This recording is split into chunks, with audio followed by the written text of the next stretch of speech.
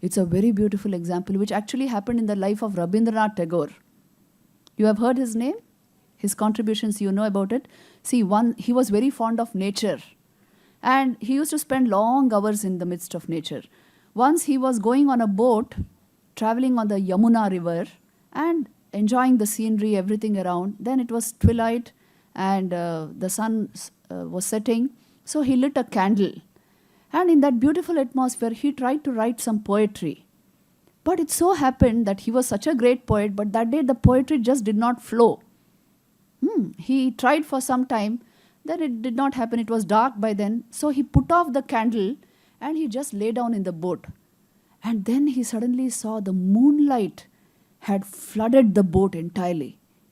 And all the surroundings, and like a magical effect all around.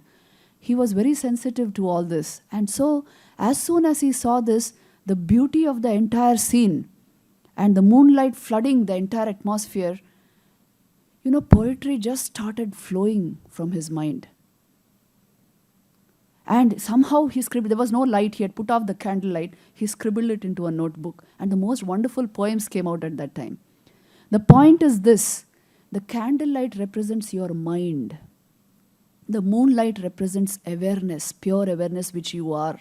If you remove the mind temporarily, you put off the candlelight and touch that awareness, see the moonlight, enormous creativity will be released, power will be released from within you. Every greatly creative person knows this. The mind, conscious mind has to be removed a little. Every scientist also knows this.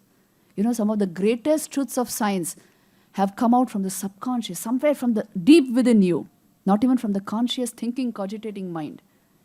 So this is a technique, a yogic technique, which you can adopt. If you intensify this pure awareness, not that you are intensifying awareness as such, because awareness is always there. Mind is flickering. But since we are looking at it from the standpoint of the mind, if you train your mind to touch this pure awareness, enormous power is released from within you. And you can direct your will. These two decide your attention. You direct your will to whatever you want to achieve. That is why it is possible to enhance awareness by opening up the mind, training the mind to open up, and by keeping your will unidirectional. If the will is constantly changing directions, you cannot have the power of attention at all, obviously. So this is how you culture awareness and will in order to master your attention. These are the undercurrents of attention. Understand, this is in-depth yoga psychology. If you can understand the basic fact about your mind, you know how yoga sees mind? It is thoughts flitting upon awareness. If you remove that thought world, if awareness comes to the forefront, Vedanta will say awareness only is the truth about you. Obviously, at any given point of time, you are aware, most of all, and then identified maybe, if you choose to be. But awareness is your fundamental nature. So if this is brought to the forefront, and if the will is kept unidirectional, the will born of your awareness, you have mastered the art of attention. Anything this will focuses upon will be yours. Because there is the intensity of awareness behind it. You have generated one beam, as it were. Samadhi state is something like this, where you get the knowledge of the object completely. So this is a possibility with you. If you can master this, you see, just now you're hearing of it. When you go home, if you think about it, you will probably be getting these videos because they are recording everything. If you are able to think and dwell upon this, you will understand what magical effect this has on your life. This is the actual truth about you. You can muster any level of concentration and you can get anything you want out of life if you understand these basic concepts. So take charge of yourself. This is the message in the Bhagavad Gita. Uddharet atmana atmanam. Na atmanam avasadayet. Atmaiva hyatmano bandhu. Atmaiva ripuratmanaha. You are your own best friend or your own worst enemy. If your own intelligence is working against you, you are your enemy. If you do not train your mechanism like this, you will become your own enemy. And if you train it, you become your own friend.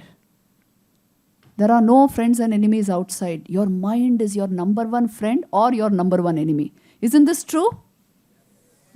So, understanding this, I am happy to see such bright young minds here. Understand the importance of training this equipment a little. This is all I want from you. You can master the highest levels of attention if you just do this much. And if you leave it into the hands of somebody, somebody should direct my thought process. I am too lazy to do it. Somebody should decide what emotions I should have. So then you are a slave to the outer world, isn't it? Is there any meaning in living like this? He is a man who is in charge of himself. And you can decide your life's experiences, the quality of your life, if you have a little bit of this substance in you. So your own psychology, this is, yoga psychology belongs to your heritage. Vedanta belongs to your heritage. It is telling you fundamental facts about yourself. And if you go into these depths and uncover these truths for yourself, abhi aapne suna hai, you must make this your own by thinking about it repeatedly. Once you master this situation, success is in your hands. Anything you apply yourself to, you will be successful there. It's no issue to become successful. If you have not mastered this, many things you require to make you successful, which are all variables. So understand what you need to do in life.